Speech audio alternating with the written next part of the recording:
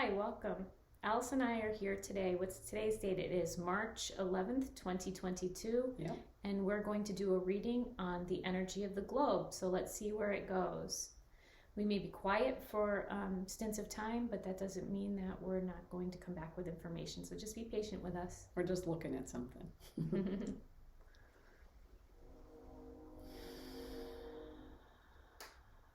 Let's be together.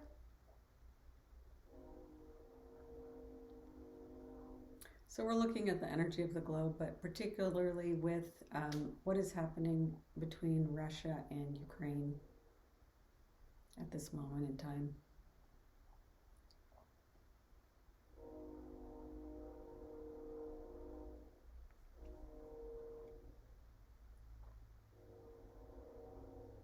What I'm seeing here is a picture. This has nothing to do with Ukraine. Or it may. I'm just looking at this. What I see here is symbolism of Putin wanting to basically just plow over the Ukraine, and it looks like he wants to keep moving with this spread of war. So this is not going to be limited. His objective is not limited to just the Ukraine. It looks like to him, the Ukraine is dispendable, and it's just easy. It'll be easy for him. He has this idea that he could just completely conquer the whole country and just keep going. Not to say that this is his logistics plan, but this is the symbolism that I'm seeing, and that this the intention is for this war to become great and large and big. And I don't know the extent yet. I'm going to keep looking. Alice, I'm open. So what I see when I look at the globe, at the world, is it's most of it is colored, like the seas and the oceans are blue and the land is green, or where there's desert, it's sand colored like a globe, colored like a globe, and where it's snowy, there's snow. And what I'm seeing is over Russia and China and things that are on the outskirts of it, it's I want to say dull, but it hasn't got that color yet. And what I'm seeing is that's kind of like Russia is white in the middle. There's no color yet. And what this is representing to me is that these places haven't caught up with the rest of the world in kind of where things are in the 21st century. And communism is not working. And so this color is coming around the globe, and it's kind of encroaching on Russia, and Ukraine has already received this color. It's received so this freedom and democracy that people want. People want their personal freedom, and so this is Putin's trying to reclaim this. He's trying to push it back out again. He's trying to keep that color from coming in. You're right. This is it. You're saying it in a different way, but I'm seeing it the same way. But what I see here is and I'm looking at it in symbolism of soldiers and ammunition and fire, and I see that he's pushing through the Ukraine, but I see that it's interesting because there's no help coming into Ukraine to fend off like a huge force that I see that's going to defend the outer edge of Ukraine. It's like the world is coming in, but not until the Ukraine kind of has been conquered. And I know this sounds really horrendous, but it's almost like everyone's just watching. And then, oh boy, if we make it, if the Russians make it over the Ukraine, then we have to put our defenses up. And it looks like there's like a united force, like putting up symbolic walls to hold that energy off from the rest of the neighboring countries. and systemically crawling through the world. And this is just on a brute force level. I'm not looking anywhere else. This is just very earth and survival bound, very first chakra level stuff. I'm not looking at what's being done on a higher level of technology and that kind of business, but this is the one that's most present. And it is like what Alice was saying about keeping the old energy alive and trying to like throw water on this color like it were a painting, like to just throw and wash away whatever color to turn it very black and white. Mm-hmm. Like there's a level of black and white that wants to, like when I see the troops climbing over the Ukraine, it's very black and white. There's no color there. And essentially, Ukraine has had to tune its vibration down to a level to be able to match the Russian invasion. So it's really hard for them to defend themselves when they're matching that energy. So it does look to me like, as much as the Ukraine is holding the Russians off at the moment for the limited amount of television I watch, because I don't watch television, what I see here is that Russia can, running on this current energy, if nothing changes, plow through the Ukraine. But it looks like that the world is not going to put up with them messing with any other country but the Ukraine, which is unfortunate because it just looks like something could be the symbolism of these protection walls could be put up earlier, like now. Mm-hmm. Alice, anything? So I'm looking at Putin's thinking is not that dissimilar to some of the thinking that's going on in the United States, and I'm seeing that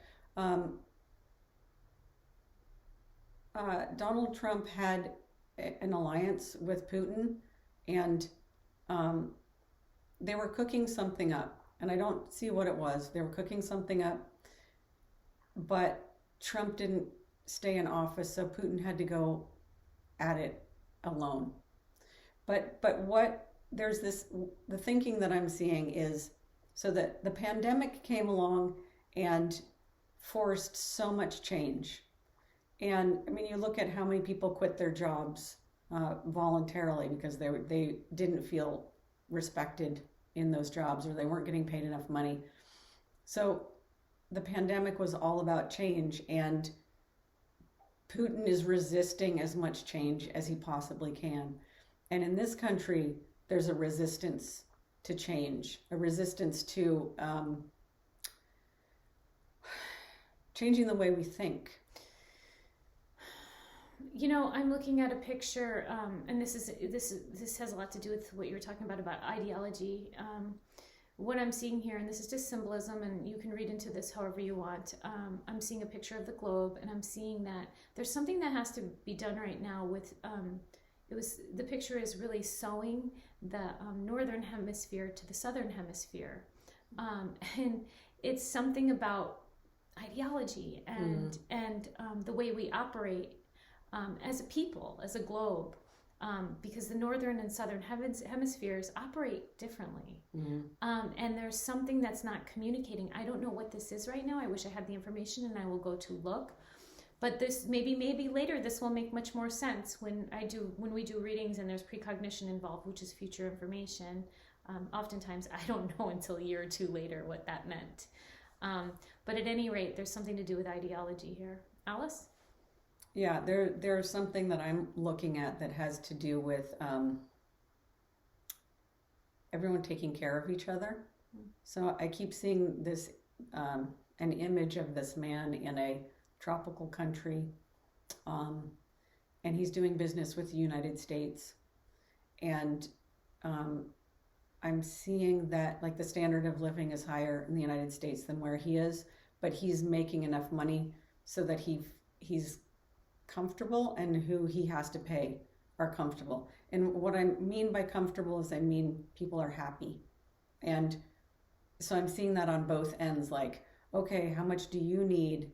And them telling that, you know, I see people taking care of each other a little bit better, and that is is kind of the plan. Yeah, in so many ways, this is how I'm looking at it as well. I know it's really simplifying a lot of things. Really, it's bringing it to the basic simplicity of the globe. But there is, when looking at the southern hemisphere, it is more the interconnected family system versus the northern hemisphere, which tends to run on the autonomous individual, which is an American value system. And this is what it's looking like. Like the big issue here in our globe right now is more interdependency. And on a global level, we're looking at our dependencies for different resources. And it's interesting that we can't coexist interdependently. And this is what's going on a global level too, on like a political level. Looking at our dependencies and interdependencies and how we can exist. And we're not able to do that cohesively as a globe yet. We are with certain countries for certain reasons, but we haven't figured out a way to do this systemically throughout the globe. And this is really the core of the big issue right here. This is it. And it's an out with the old system. And it looks to me like with the old system and certain places geotagging on the globe, like Alice was mentioning China, and there's a few places that are geotagged with old systems that are conflicting with this change. There's nothing that's going to stop this change from coming, and from these black and white, let's call it black and white countries turning into color. From the symbolism that Alice was seeing, transferring themselves into color. It's going to happen. But it's not without a lot of pain. We're going through another chapter of pain.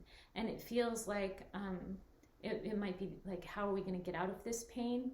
But I would like to just let you know that this is the last round. And it may take several more years. I know we're just coming out of a horrendous pandemic. But it looks to me like it might be another 3 years. This is my feeling I have. And there will be a lot of change internally with individuals around the world who haven't already changed from the COVID pandemic. And this will tip the scales on where we will be. So brace yourself and also fill your heart with love, because that's the only thing that can change the dynamic of what's going on right now. Alice, anything else to add before we end? Yeah, just one more thing. It looks like everybody is shocked at how interconnected we are, and just these sanctions are going to crush Russia, and everybody's realizing, wow, there needs to be a balance, and this is going to change our dependency on oil. It's going to create a balance and some sort of equilibrium where agreements are going to be met in a different way and a lot easier, because we are seeing how dependent everyone is on each other. I don't have anything else to contribute to you, Alice. No, that's it. That's it. I'm going to open up my eyes now, and I'm going to, hi. Thank you for joining us. That was just a quick snapshot of what's going on. Stay tuned. We'll be reading into further issues around the world and locally as well. Thank you. Bye. Thanks for joining us.